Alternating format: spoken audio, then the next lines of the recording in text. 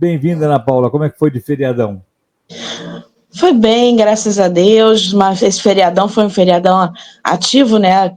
Você sabe que eu sou ativista, então a gente fez uma manifestaçãozinha aí dia 20 em Copacabana. Eu soube. Foi bem, foi assim, foi mais gente do que foi antes, né? A gente está aumentando de novo as pessoas na rua e foi bem bacana, porque a gente conseguiu estender, a gente começou 1 hora depois para poder estender até a hora do Trump e a gente botou, foi só o áudio, mas a gente botou o áudio dele ao vivo com tradução simultânea e foi bem bacana, foi assim, bem receptivo. Muito bem. Como é que você viu? Vamos mudar um pouquinho. A gente não consegue escapar muito, né? Porque toda semana tem fato novo no Oriente Médio, né? Como é que você enxergou o efetivo assinado do cessar-fogo, já a troca dos primeiros reféns por prisioneiros? Como é que você enxergou isso e o que é que você sabe de a quantas andam o espírito da liderança israelense em relação ao cessar-fogo? Está bem atendido? Tá bem assimilado? Eles aceitaram bem? Vão continuar na direção de um prolongamento e de um desenvolvimento desse cessar-fogo? Ou a coisa vai parar por aí? Como é que está a cabeça dos israelenses nesse aspecto? Olha, é um mix de emoções. Eu vou te falar que Israel está bem dividido, porque muita gente não concorda com esse acordo, pela forma desproporcional que ele acontece, né? Você vê a partir da hora que o acordo começa a ser firmado, a ser consolidado, eles já estão soltando fogos lá, aquele coitadinho, né, os que sofreram o genocídio, né, tem que falar, cuidado, a gente está no YouTube, estão lá com armas na mão, gritando, e você vê as mulheres falando, a gente fez um 7 de outubro, vamos fazer muitos mais, e eles não têm a menor intenção de parar, né, porque eles sim têm intenção que isso aconteça, e Israel só queria os reféns de volta. Mas da forma que está sendo, a proporcionalidade está muito pesada. Você hoje tem solto, dentro dos primeiros 90 que foram soltos, gente mais perigosa que o Sinuar, que causou, que recrutou centenas e centenas de terror, né, para fazer atentados, e que num atentado só matou 44 pessoas. E estava lá com prisão perpétua. E você tem um que sai, que ele ainda com a roupa do presídio, já a mãe dele, feliz da vida, junto ao pessoal do Hamas, coloca a faixa de militar do Hamas na cabeça dele. E ele fala que vai voltar, que eles têm muita coisa ainda para fazer. E aí você vê que você só piorou, você só colocou 2.000. No total vão chegar a 1.900 alguma coisa, para fora, para fazer o que já estavam fazendo antes, piores. Aí vamos lá, pensar nos pais, nos parentes dos reféns, né? A maioria vem em corpo. A maioria, grande maioria, não está viva. Mas as meninas voltaram. Eu chorei muito vendo as meninas voltando. Eu fiquei imaginando se fosse um filho meu, um parente meu, alguém que eu conheço, né? Fiquei muito emocionada. E aí você sabe de um pai que o menino, filho, soldado, está refém, e que o menino, quando foi para o exército, há um tempo atrás, ele falou, pai, se eu for sequestrado pelo grupo terrorista, me deixa morrer lá, não me troca, porque eu não quero ser responsável pela liberdade de mais terroristas que vão matar muito mais pessoas do que só eu. Eu não vou aguentar essa culpa. E o pai está seguindo com todo o coração dele essa sensação. Ele foi contra o acordo. O pai de um refém, que não sabe se está vivo ou morto, que pode estar vivo. É muito ambíguo isso, né? Mas você não acha, desculpe te interromper, já te interrompendo, mas você que é mãe, pensou logo no seu filho, eu também sou pai, sou avô, você não imagina que numa situação dessa, Por mais que racionalmente a gente possa imaginar que um cessar-fogo, na verdade, vai colocar em liberdade de volta outros terroristas, até mais perigosos do que fulano e beltrano, de uma maneira ou de outra, não é um alívio absurdamente para o coração, e nesse momento é mais importante que a nação consiga recuperar os seus entes queridos, eu estou falando da nação de Israel, do que necessariamente ter a certeza de eliminar terroristas. Eu vou te dizer por que eu penso assim. Porque, pelo que você muito nos ensinou durante todo esse tempo que você está aqui com a gente, falando, nós aprendemos com você que eles são, eles são do pensamento de rei morto, rei posto, né? Morreu um, eles colocam outro. Então, terroristas sempre haverá. Terroristas sempre haverá.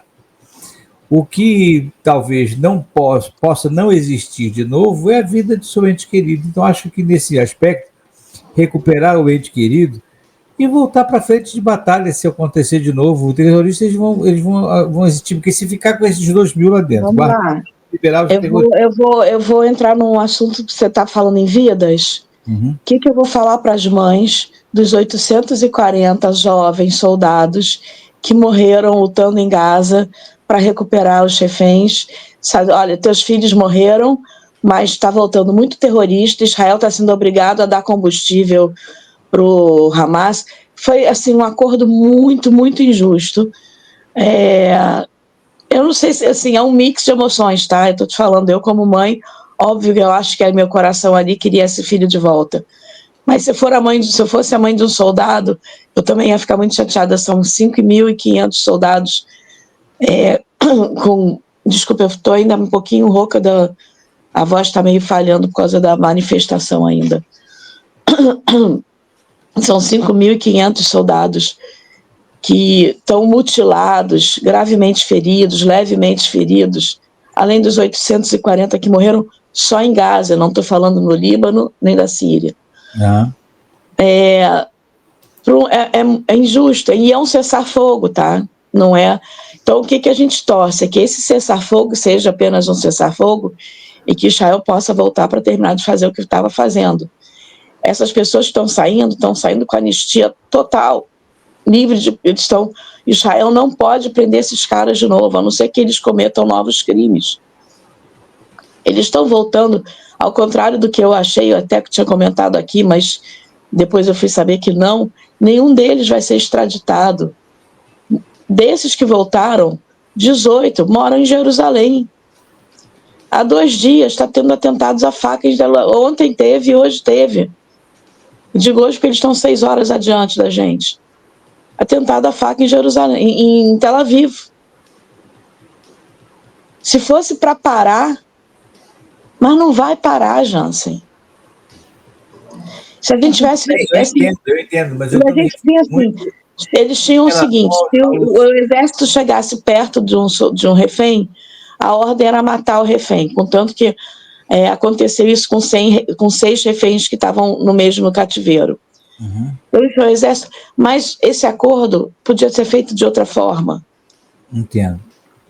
É um acordo, é claro que a gente quer um acordo, é claro que Israel quer paz, mas tem outras formas. Por exemplo, no início da guerra, Israel controlava a entrega de, como é que chama?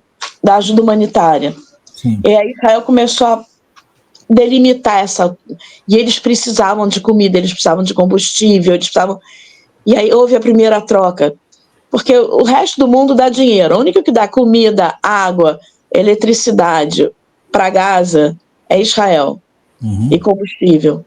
E aí obrigaram o mundo, a pressão mundial obrigou Israel a entregar tudo, entregar combustível. Qual o país no mundo que entrega combustível para o seu inimigo jogar bomba na sua cabeça de volta?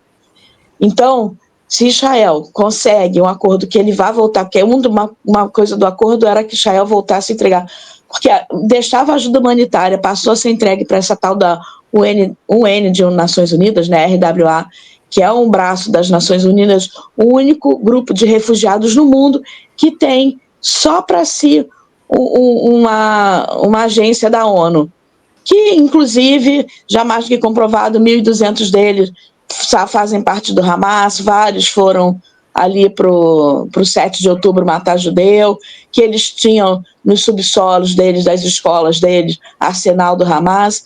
Então, eles estavam entregando para o Hamas e o Hamas não estava entregando para a população a comida, a água.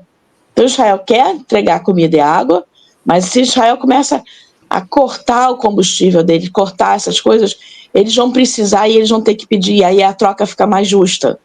Você quer comer, quer água? Tá passando fome?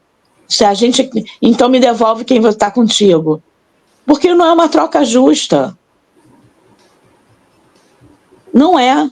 Assim, então a gente está longe, a gente que está longe, a gente só pensa no coração de pai.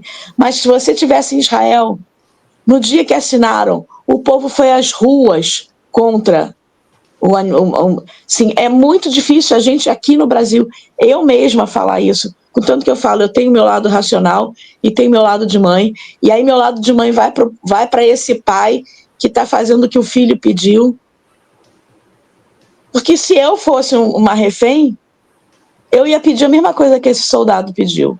Eu entendo bem o que você está falando, Ana. Eu não sou insensível ao que você está falando. E eu também percebo claramente que há um desequilíbrio nesse acordo e há, sobretudo, o risco de voltarem a fazer exatamente o que estavam fazendo antes, que levou Israel a se defender e gerar retaliação opositora. A minha preocupação está, e aí eu acho que eu não conseguiria ser diferente, eu sou muito mais emoção do que razão nesses aspectos. Eu preferiria ter meus filhos de volta, ter meus compatriotas de volta, mesmo que meu filho já tivesse morrido entre os reféns, eu ia preferir ter as pessoas de volta para os braços de seus pais, de seus familiares, e depois voltar a brigar, tiver que brigar, não vai ter jeito. Essa é a minha percepção da questão. Eu prefiro, eu acho que a gente, eu pelo menos, tenho a sensação de que é sempre melhor buscar a paz sempre que possível. E aí deixar para brigar quando for efetivamente brigar. Mas eu entendo claramente que isso é um risco muito grande. Acho que o Israel volta a ficar vulnerável, inclusive do terrorismo doméstico, né? Como você muito bem colocou, que muitos deles moram em Jerusalém mesmo, portanto eles poderão continuar fazendo tudo aquilo que faziam antes. A gente sabe que, inclusive, por conta da retaliação realizada por Israel, muito mais gente deve estar dentro da faixa de Gaza com vontade de voltar a fazer aquilo tudo que faziam antes, invadir Israel, e aquele to the river, não é? From the river to the sea ficou ainda mais forte. Tudo isso eu entendo e concordo com você. Mas neste momento, receber os reféns de volta para mim seria a melhor coisa do mundo. Acho que essa é a sensação que eu fico de felicidade vendo o cessar-fogo. E aí acho que agora, a partir de agora, voltar para a mesa de negociação e tentar arrefecer, segurar, endurecer um pouquinho aqui e ali. É um jogo xadrez. O que eu sei é que vidas estão em jogo de um lado ou de outro. Né? Você falou mesmo de 800 soldados israelenses mortos durante esses combates. Se um morresse já seria ruim. É uma tragédia já. A morte de um só. Muito mais de 800, sem contar as mais de 40 mil vidas que foram vitimadas. Né? A ONU já desmentiu isso. Não fala esse número, não. A própria ONU já desmentiu. Pelo amor de Deus, o Hamas, o Ministério da Saúde de Gaza é o Hamas. A ONU já desmentiu esse número. Faz tempo. É muito menos que isso. E a grande maioria de terroristas. Para eu poder soltar aqui na rádio depois. Manda para mim o link. Eu não tenho o número certo, mas a grande maioria de terroristas, porque eles se vestem de civis. Você pode ter visto todos eles paramentados na hora da saída. Olha, você acompanhou a saída das 3 meninas? O quanto de gente que estava em volta. Se aquele pessoal ali que estava perdendo a linha resolve, eles iam matar, acabar com aquelas meninas ali, pulando em cima, estavam pulando em cima. Eles não têm pena, eles não têm amor à vida. A Golda Meir tem uma frase, que a paz só vai vir o dia que eles amarem tanto os filhos dele, ou mais, do que eles odeiam o povo judeu. Eles não se importam de matar os filhos, que os filhos morram, eles falam, tá cheio de vídeo, não, nosso povo vai morrer mesmo, desde que a gente chega ao nosso objetivo. Mas as crianças estão armadas, as crianças estão no exército, 14, 15 anos estão no exército deles, e se vestem como civis. Eles não tinham, como a gente tem aqui o obituário, você vai lá na transparência, quando tinha negócio de Covid, a gente sabia quantas pessoas tinham morrido. Você não tem isso, eles não tinham essa contagem. Nunca tiveram, e agora, de repente, vão contar 40 mil mortes. A própria ONU já falou que é um número superfaturado. Mas superfaturado, superestimado. Superestimado. Aí está muito acima. Mas as mulheres, eles usam o próprio povo de escudo.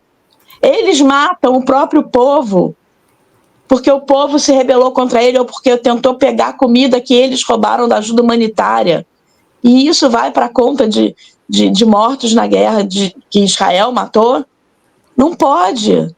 Quer dizer que ninguém mais morre em Gaza. Ninguém vai mais morrer do coração, ninguém mais vai morrer de câncer, ninguém vai morrer de morte natural. Está indo tudo para a conta da guerra. Está errado. A gente tem que tomar cuidado com as narrativas que eles falam.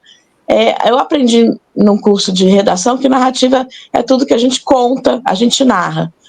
Aqui no Brasil, a direita acabou, graças a Deus, a gente tem uma palavra nossa, que narrativa virou falácias, mentira.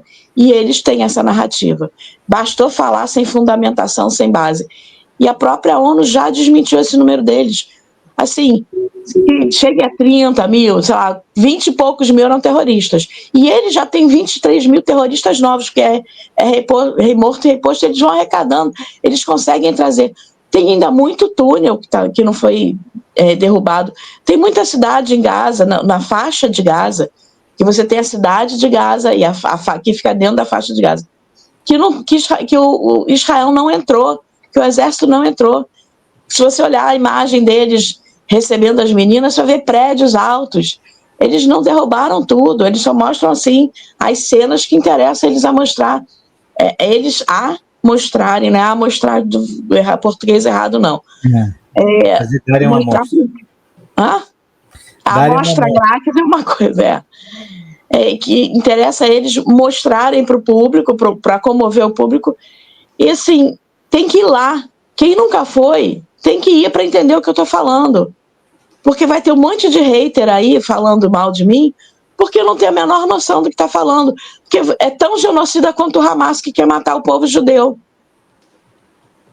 As pessoas que não entendem, que estão aqui fora, não entendem que foram mortos 1.400 pessoas num dia só, num massacre. Civis foram tirados das suas camas, mortos nas suas camas, jovens foram mortos numa festa, sendo que um dia antes não tinha guerra.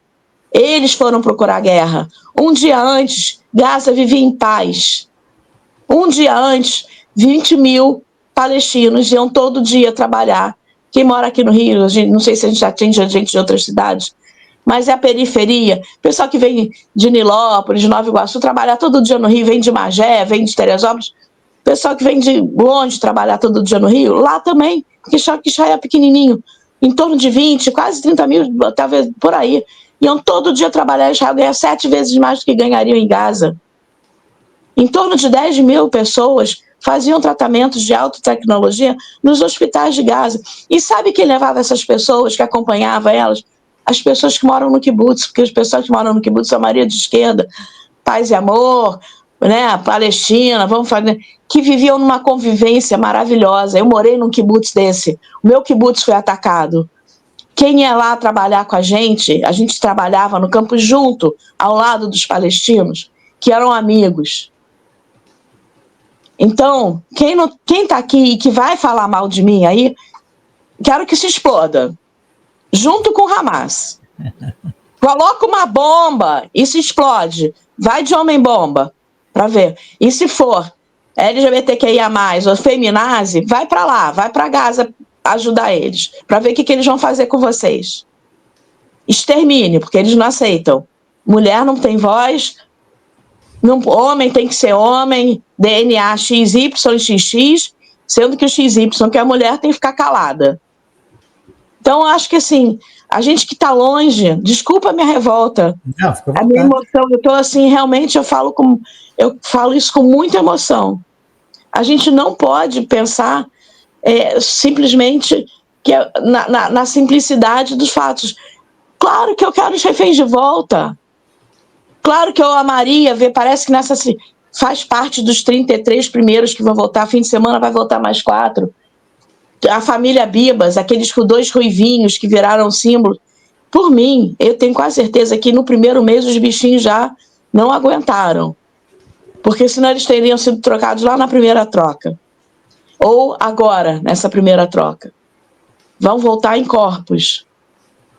Mas aí eu acredito, os corpos você pode recuperar depois. Os vivos tem que trazer logo.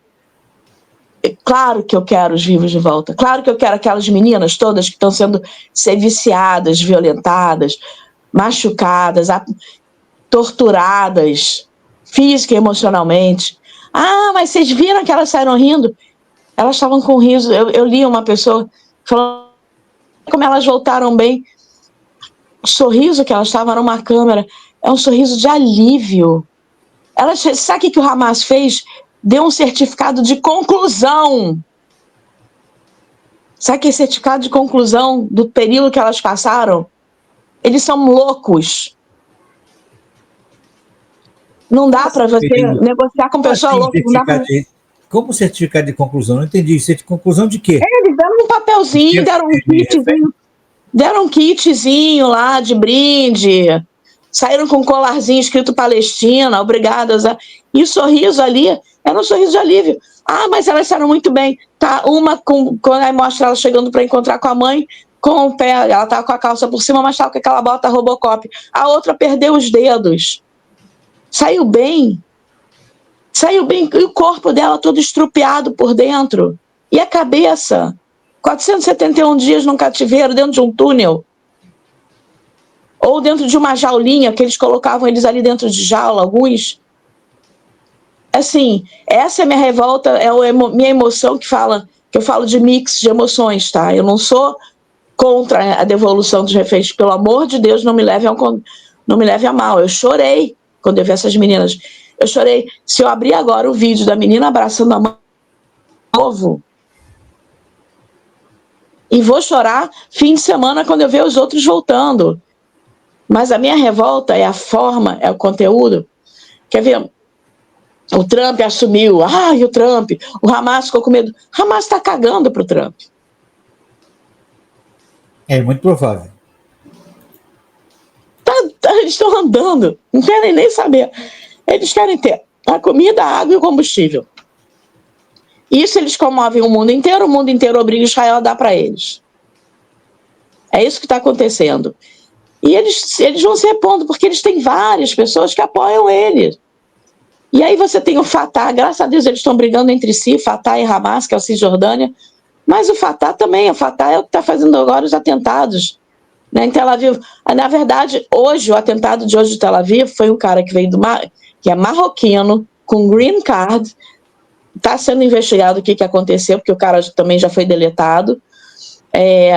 Ele chegou em Israel, foi barrado na fronteira, a fronteira barrou ele, aí ele passa por um interrogatório e parece que porque ele tinha um green card, acabaram deixando ele entrar. Ele pediu para ficar 4 dias. Eu quero um visto de 4 dias. Não tinha familiar, não tinha amigo, não tinha ninguém que ele conhecesse em Israel. O que ele foi fazer? Aí dizem que ele chegou numa moto, não se sabe se era algum amigo, ou se era uma moto Uber, sei lá, não levantaram quem seria. E saiu esfaqueando 4 pessoas. 4.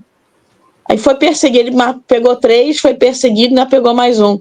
Uma das pessoas que perseguiu ele foi um soldado que estava em Gaza, que perdeu a mão. E ainda assim foi atrás de terrorista.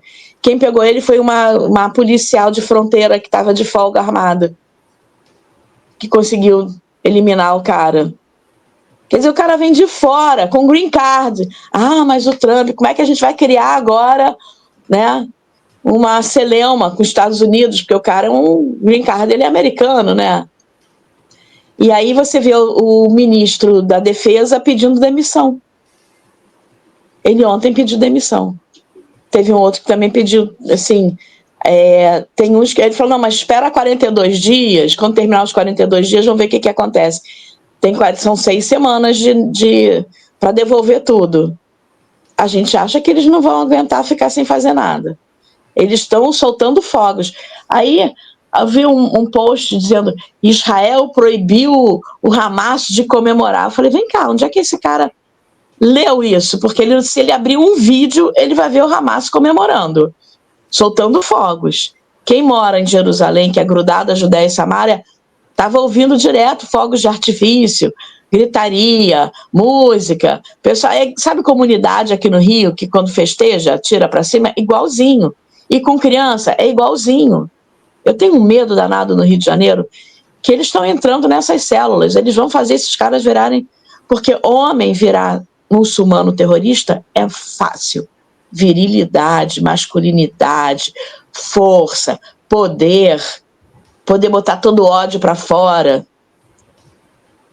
O resto que está apoiando mulheres, feminazes, gays, LGBTQIA, Z, sei lá, né? Tá indo na onda, mas na hora que tiver que virar muçulmano, ele não vai virar, não. Vai morrer antes. Ou não vai entrar na Sharia, não vai aceitar a Sharia, porque não sabe. Agora, os homens, o exército de homens que pode aceitar isso, ainda mais presídios, comunidades, tem muito, muito infiltrado. A partir da hora que o Lula botou sigilo nos aviões que vieram de Gaza e do Líbano, e a gente sabendo que tem... Peraí. Que tinham... Porque botou sigilo porque pegou um que era terrorista, né? Aí, em vez de coibir, não, cala a boca, não queremos saber quem está vindo nesses aviões. Aí eu acho que eu já comentei aqui que o filho, tem uma amiga que é da parceira, a Silvana, trouxe uma história, acho que não podia nem ter falado que foi ela que contou, lá do sul, de um conhecido que veio num desses aviões, filho de uma conhecida, e que ele falou, não tinha nenhum brasileiro, não tinha ninguém que falava português, além de eu e mais 2 ou 3. Gente que não tinha nem família, que veio fazer o que aqui no Brasil? Mas eles não foram buscar só brasileiros que estavam na região? Essa era a intenção, né? O Lula mandou milhões e milhões para o Hamas. Não, ele não trouxe só brasileiros. Quem queria vir, não. Eu tenho família no Brasil, eu sou... Ali a gente não sabe como é que foi a escolha. No início, quando pegou em Israel, talvez sim, depois foram pegar os que estavam em Gaza. Mas não tinha 5 pessoas em Gaza para encher 5 aviões. No Líbano já foi sigilo total. E no Líbano pode ter muito mais brasileiros e famílias de brasileiros, principalmente porque lá no Líbano tem muito cristão libanês. Eu acredito que tenha vindo menos, mas veio gente do Hezbollah, como veio gente do Hamas. Meu Deus. Já não bastasse a gente estar aqui com tanta... Tá todo mundo, principalmente no sul do Brasil. Principalmente no sul. Essa gente é complicadíssimo, né? Já na célula do Hezbollah no sul do Brasil tem algumas. Já está identificado. Mas o governo não vai deixar, não adianta a gente falar com a Polícia Federal. Porque o governo apoia. É um governo que quer ter esse terrorismo, ele quer manter o povo debaixo do terror. A gente está num governo que apoia o terror. É, perigoso. Quer subjugar o povo. Bom, são 11 horas e 16 minutos, estamos falando há 30 minutos aqui nós dois. Acabou que a gente não vai nem conseguir falar da posse do Trump, sobre o que ele falou sobre o Oriente Médio, mas a gente vai poder falar sobre isso mais adiante. Eu, de repente, só para falar disso, ele cortou o dinheiro da UNRWA. Daqueles atos executivos dele? Ele cortou. Essa entidade já não tem mais dinheiro americano. Bom, pelo menos as coisas estão começando a acontecer dentro do que se imaginava que iria acontecer. Vamos ver no que vai dar, né? A gente torce para que dê tudo certo. A gente quer ver paz no mundo, é o que a gente mais quer. Ana Paula Goldberg, obrigado pela sua participação mais uma vez. A sua participação aqui para a gente durante a semana é sempre muito boa. Obrigado pelo teu carinho. Amanhã... Obrigada, desculpa a minha exaltação. Não, que isso. Mas é um momento muito delicado. Eu imagino, a gente sabe, os nossos ouvintes já sabem que você tem descendência judia, você morou em Israel, então tudo eu sou judia. Você sente... Então, falei que era judia. Não, além de ser descendente, que tem gente que é descendente e esquece que é. Eu sou judia. Não, sim, eu falei tem um bisavô, tal. Além da minha ascendência judaica, eu também sou. É verdade. Então você tem conhecimento de causa e se sente na pele todas essas reações e realidades. Então a gente está para lá de consciente de que você vai efetivamente se mexer emocionalmente com essas questões. Aliás, uma das coisas que deixam você com conhecimento de causa para falar sobre tudo isso é exatamente o fato de que você sente isso na pele, não é um comentarista aleatório ou alheio à realidade, você sofre a realidade e é por isso que a gente traz você para falar sobre isso aqui também. Obrigadíssimo pelo teu carinho e até semana que vem. Se você quiser, amanhã, eu, Luiz e o Flávio, que você já conhece, estaremos falando sobre os outros pontos do discurso do Lula, um deles é sobre a questão do Oriente Médio. Aí eu boto você para dentro para participar também. Então, qual é o horário amanhã? Então, porque esse horário agora todo. Você tem o bunker, tá bom. Segunda, terça e... Na quarta-feira que vem a gente tenta... Mas é 10h45 também? Eu posso pedir para sair mais cedo lá, porque lá termina às 11. Não sei, acho que não sei, tem que ver. Eu te boto a par, para a gente ver se consegue botar você. Dependendo do horário eu consigo entrar, mas me avisa antes que aí eu peço para sair mais cedo. Eu aviso sim. Tá, obrigadíssimo mais uma vez. Minha gente, nós vamos ficando por